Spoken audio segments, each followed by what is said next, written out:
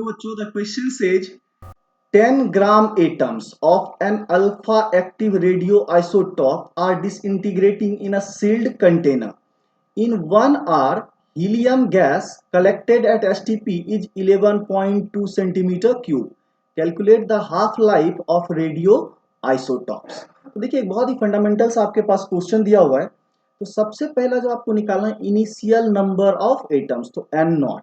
Initially कितने active elements available थे, तो एन नॉट इक्वल टू क्या हो जाएगा, तो 10 ग्राम एटम दिया हुआ है. ग्राम एटम मतलब क्या होता है, 1 मोल.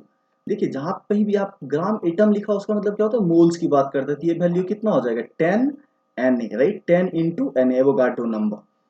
और देखिए अब जो आपको नंबर ऑफ हीलियम एटम निकालना हो, राइट, क्या निकालना हो, नंबर ऑफ हीलियम एटम जो आपका फॉर्म्ड हुआ है, राइट, तो उसको मान लेते हैं हम लोग एन डैश.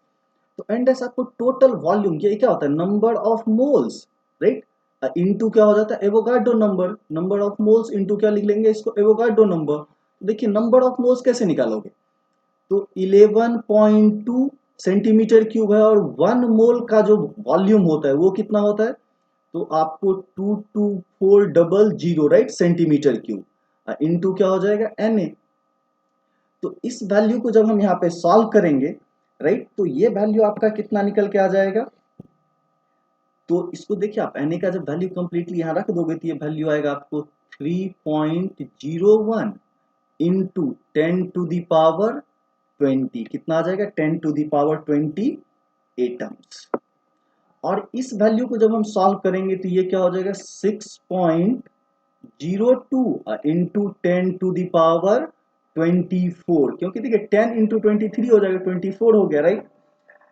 तो नंबर ऑफ एटम्स लेफ्ट, देखिए ये क्या हो गया, हीलियम में एन डैश क्या हो गया, हीलियम में कन्वर्ट हो चुका, और एन नॉट हमने क्या लिया था, तो लेफ्ट क्या बच गया, नंबर ऑफ क्या लिख सकते हैं, एटम्स लेफ्ट. तो आपका कितना एटम बचा रह गया, राइट. तो चलिए इसको हम लोग क्या मान लेते हैं, एन मान लेते हैं. तो ये वैल्यू कितना हो जाएगा, तो आपको एन नॉट, राइट, जो इनिशियल वैल्यू था माइनस क्या करेंगे एन डैश जो डिसइंटीग्रेट हो चुका है.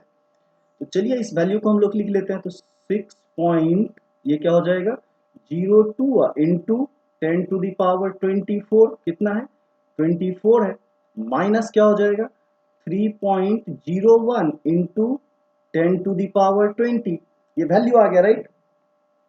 तो चलिए अब यहां से अगर आपको k का वैल्यू निकालना हो तो सबसे पहले हम लोग क्या करेंगे, k का वैल्यू निकाल लेते हैं, राइट.